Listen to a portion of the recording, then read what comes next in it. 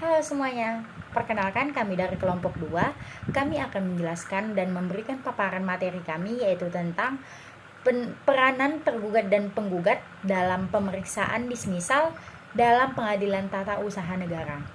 Adapun teman-teman dari kelompok kami yaitu saya sendiri sebagai moderator yaitu Fatma Marsala Simanjuntak, dan teman-teman saya yaitu ada Aurelia Balkista, Tisha Ginting, dan Diva Aidila Fitri. Baiklah, langsung saja kita ke pembahasan, yaitu apa itu proses dismisal. Proses dismisal adalah prosedur penelitian yuridis yang dilakukan oleh pengadilan terhadap suatu gugatan yang didaftarkan, yang dimana gugatan tersebut akan diterima dan ada yang tidak diterima jika tidak memenuhi persyaratan, dan apabila diterima itu akan diproses dan ditindaklanjuti serta dipertimbangkan lebih lanjut. Baiklah, adapun pertanyaan yang timbul nih, yaitu tentang bagaimana peranan dari penggugat tergugat pada pemeriksaan dismisal dalam hukum acara peraturan pengadilan tata usaha negara. Dan yang kedua itu bagaimana proses pemeriksaan dismisal di pengadilan tata usaha negara. Nah, kita bahas sedikit di sini ya. Oke. Peran tergugat. Hak dan kewajiban yang harus dilaksanakan oleh penggugat pada pemeriksaan dismisal yaitu dengan memperhatikan tahap-tahap yang ada pada pemeriksaan dismisal, yaitu tahap administrasi.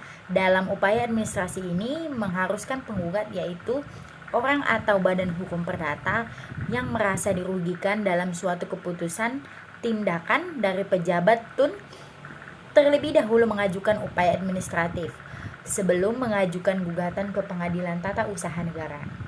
Nah, apa sih peran tergugat? Nah, tergugat yang merupakan subjek dalam sengketa tata usaha negara ini adalah badan atau pejabat pemerintah yang mengeluarkan suatu KTU atau keputusan tata usaha negara, di mana KTU yang dikeluarkan dinilai merugikan seseorang atau badan hukum perdata. Yang dimaksudkan dengan hukum yang dirugikan ini ialah penggugat yang mengajukan gugatannya ke pengadilan tata usaha negara. Baiklah, sekian dari saya, akan dilanjutkan oleh teman saya Aurelia Balkista. Yang pertama yaitu prosedur dismisal dilaksanakan oleh ketua dan dapat juga menunjuk seorang hakim sebagai reporter. Pemeriksaan dilaksanakan dalam rapat permusyawaratan atau dilaksanakan singkat, dan ketua pengadilan berwenang memanggil dan mendengarkan keterangan para pihak sebelum menentukan penetapan dismisal apabila dianggap perlu. Penetapan dismisal berisi gugatan dinyatakan tidak diterima atau tidak berdasar, dan penetapan tersebut ditandatangani oleh ketua dan panitera, kepala atau wakil panitera.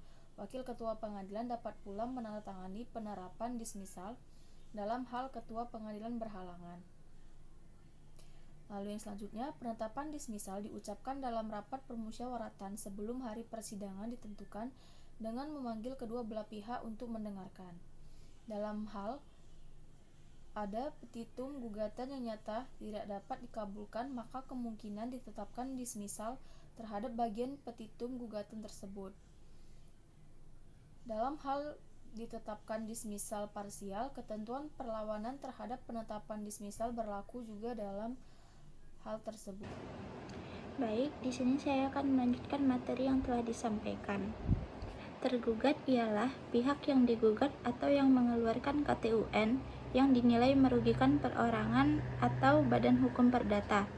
Perbedaan mendasar antara sengketa TUN atau disebut TUN dengan sengketa lain adalah dalam sengketa TUN, pihak tergugat selalu berasal atau merupakan manifestasi kekuasaan organ pemerintahan, di mana pemerintahan itu merupakan alat kelengkapan dari negara itu sendiri. Sebagai badan atau pejabat TUN yang mengeluarkan KTUN tentunya telah mempertimbangkan berbagai hal sebelum mengeluarkan KTUN tersebut. Akan tetapi meski demikian, tetap saja masih ada keputusan-keputusan yang dinilai merugikan orang atau badan hukum perdata, sehingga keputusan tersebut membuat badan atau pejabat TUN digugat oleh perorangan atau badan hukum perdata atau badan hukum publik yang ditentukan oleh peraturan perundang-undangan.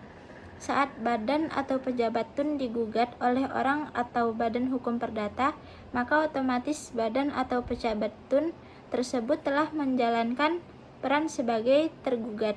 Karena badan atau pejabat tun telah dikatakan sebagai tergugat, maka harus memperhatikan hal-hal yang nantinya akan membantu tergugat agar supaya lepas dari tuntutan. Contohnya, memperhatikan isi dari gugatan terlebih khusus mengenai pasita dan petitum.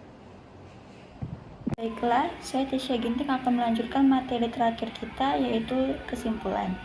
Penggugat dalam hal ini, orang atau badan hukum perdata adalah pihak yang merasa dirugikan oleh keputusan tata usaha negara yang dikeluarkan dan memilih untuk membawa perkara tersebut ke pengadilan tata usaha negara.